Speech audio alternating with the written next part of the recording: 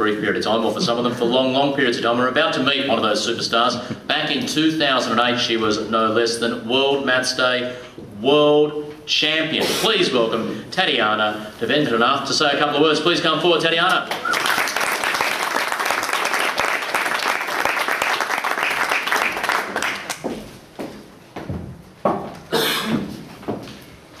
Thanks, Adam. Good morning to you all. It is so great to have you all here today. It is such an honour for me to be here to celebrate the successes of all the students. Yeah, and it is an even bigger honour to be up here talking to you all today. I'd like to welcome Her Excellency Professor Maria Bashir, Governor of New South Wales, and the Head of Post and Vice Consul of the Malaysian Consulate in Australia.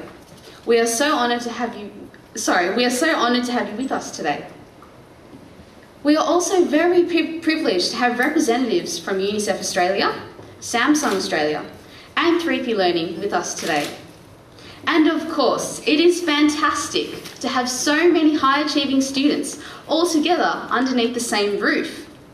The mix of students we have today is so exciting. We have students who are the best in New South Wales, students who are in the top 10 of Australia, and there are also students who are in the top 10 in the world in World Spelling Day, World Science Day and World Maths Day.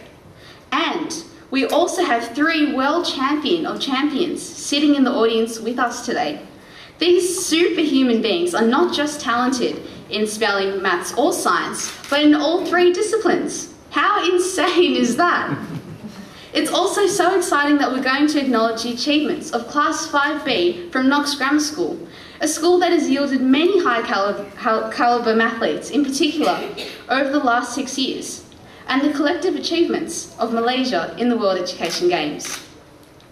I'd also like to echo the sentiments of Donna Ingram and Adam Spencer by extending a very special welcome to our international guests and to welcome you to our very beautiful country. So today I've been asked to talk to you about my experiences as a past world champion of the World Education Games. Now, when I was planning what I was going to say today, I found it really difficult because it is really embarrassing to have to talk about yourself. But to start off with, I'm going to start off by saying that I'm a very competitive person. Extremely competitive person. I will turn the smallest of things into a competition. That's just how I am. I don't actually think I'm particularly good at maths, but I think what's really more important is having the desire to do well. And the really great thing about the World Education Games is that you don't have to be a genius to take part and do well. You've just got to really be competitive and want to do well to be able to succeed. Like, I'm certainly not a genius, but I think that if you have the desire to do well, then you can do well. So, going back to 2008, World Maths Day, the format of the World Education Games was very different to what it is now. Now, just out of interest, did anyone here actually take part in World Maths Day 2008? Is anyone here? Okay, I saw a few hands, that's good. That's good, it's good to hear. So, just so everyone else knows, there was only one event at the time, so it's World Maths Day, and there was no limit to how many games you could play. So, you guys would obviously know for these events that we just had, you could only play up to 50 games. But World Maths Day went for 48 hours, and you could play as many games as you wanted. So that actually meant that some students actually played for 48 hours. So just to put that in perspective, I did 32 hours in World Maths Day, and that equates to about 1,100 games. So it's quite a big difference, and it's very tiring. Yeah. So now, during the week that World Maths Day was in, I was actually in the middle of a 10-day school camp. But fortunately, my school was very understanding, and I was able to get permission from school to go home for the 2 days that World Maths Day was on, so I could compete. Now, the competition itself, like I've said, was pretty tough. I certainly didn't go into it thinking that I was going to win, but I thought there was a possibility that I might do well because, I thought I might get into the top 20 because I'd recently won the 2007 Australian Maths and Spelling competition. So I thought, okay, maybe I have a chance. So, as I said, out of the 48 hours, I competed for 32 hours. And something that's really important for me is strategizing. That's something that's really important to me. And it's a lot of fun to do, actually, to strategize. Because it becomes really difficult to be engaged, excited, and competitive for the whole duration of the competition because it went on for so long. So my strategy is always to sort of hang back a bit and always to chase the leader. So I start off slowly and I go all out in the last 8 hours or so. And because that's when the person who's at the top of the Hall of Fame will be the most tired, in those last 8 hours, you know. They've been playing for so many hours and, you know, it's the last couple of hours and they're probably sick of it, but they're just doing it to keep their place. So the person that was in first place in the year who was in first place in the majority of the competition, his name was Rock. And he actually played for 44 hours of the 48 hours. So he did like 2 all-nighters in a row. He did a lot of work. But I knew that he'd be pretty tired towards the end. So I saved my efforts towards the end. And with 3 hours before the competition ended, I overtook him. And I managed to hold that position until the competition ended. So I was pretty happy with myself, because I'm pretty competitive. So the day after World Maths Day, I went back to the camp because I still had another 5 days to go. But understandably, I was in a bit of a zombie-like state, you know. I've just been doing all this maths and it was bad. But about a day after, my teacher told me that a local newspaper wanted to interview me. And this really confused me. I was asking myself why in the world they would want to interview me. Like, forgive the pun, but it just didn't add up. It just didn't make any sense at all. Anyway, a little while later, I found out that it wasn't a local newspaper that wanted to interview me, but that it was in fact the Herald Sun. Now, people in Australia would know that the Herald Sun is the highest circulating daily newspaper in Australia. So I'm sure you can imagine that this just completely overwhelmed me. All sorts of thoughts are going through my head. Why did they want to interview me? Because there are so many way more interesting things going on in the world. And this really puzzled me until a horrible thought entered my head. Did my mum bribe the Herald Sun into writing a story? And you see, I've been so incredibly blessed to have a loving and supportive mother who I'm very glad to actually have with me here today. And she's so supportive that it is something that I really had difficulty ruling out for a long time. But, you know, I had the interview and the journalist was actually sort of genuinely interested, so I figured out maybe my mum didn't bribe them.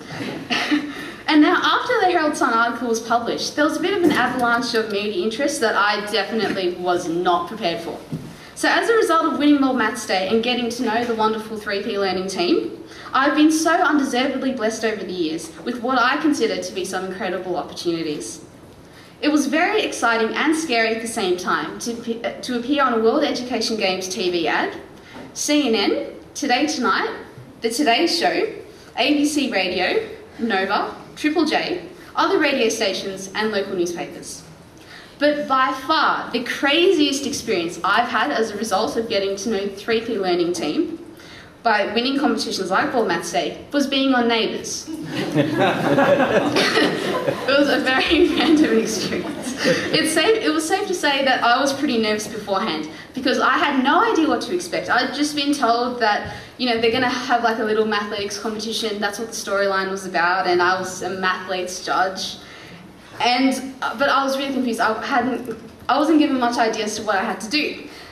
But when I got there, the actors in the scenes were actually really, really nice. And they were pretty down to earth. So I became more comfortable and I ended up really enjoying the experience. It was really fun. And now I'm going to talk about my experience of this year's World Education Games. It was really interesting to watch the Hall of Fame, to see everyone's strategies, and it was so exciting to see how close the scores were this year. I mean, because there were only 50 games, the scores were really close this year. It was really exciting. I also thought that the UNICEF School in a Box initiative was a great idea because education is such a powerful tool in breaking the cycle of poverty. Now, something that made the World Education Games particularly special for me were the blogs from an ambassador from Lagos, Nigeria, who we actually saw in the slideshow presentation we had before. His name is Somtochukwu. Now, I think I could have been initially biased towards him because I saw this really interesting documentary about Lagos, Nigeria on ABC a few months beforehand. I really loved the place. But his blogs about the difficulties of promoting the World Education Games in a developing country were very touching. There were many places in Nigeria that he couldn't even access because it was too dangerous. And it is estimated that 95% of schools in Nigeria don't have computers. And very few of those schools that actually have computers don't even have an internet connection. So actually his school, the Ladybird Nursery Primary School, actually donated 5 laptops with an internet connection to a neighbouring school just so they could take part in the games. And I was really touched by that story. I just thought it was such a great act of kindness. He expressed his frustration at only being able to visit 11 schools. But in my opinion, this is a phenomenal effort. Now, to put this in perspective, I've been involved in promoting competitions run by 3P Learning for about 6 years.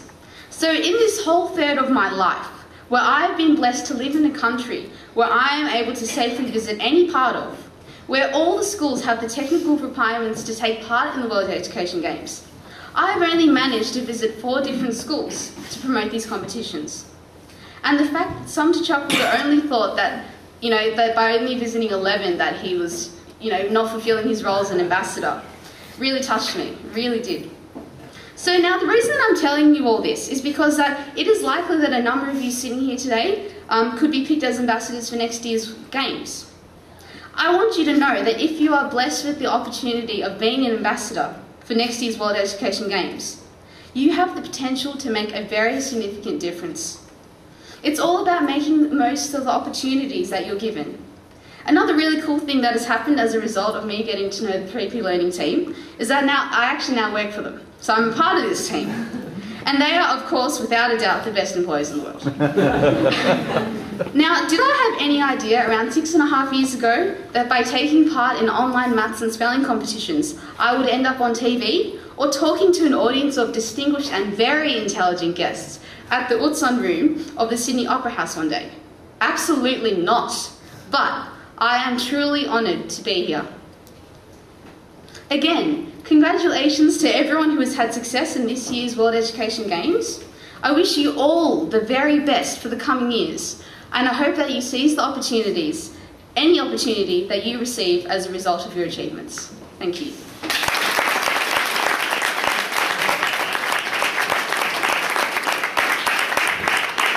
Well done, Tatiana. Thank you so much. Thank you for taking us back to the dark ages of 2008 and enlightening us as to your ruthless strategy. I'm just picturing poor Rock, who's sitting there out in front for 40 hours, 41 hours, 42 hours, and he's looking at the leaderboard going, hello, what's that, what's that? And then suddenly this brave Aussie goes past him and poor Rock has nothing left in the tank and he's just hitting random keys. And she did talk it down a bit. I was just a bit lucky in 2008. She did 2 years later in a larger competition come back and come second in the world in maths again. So she's a prodigious talent. Please give her a big round of applause.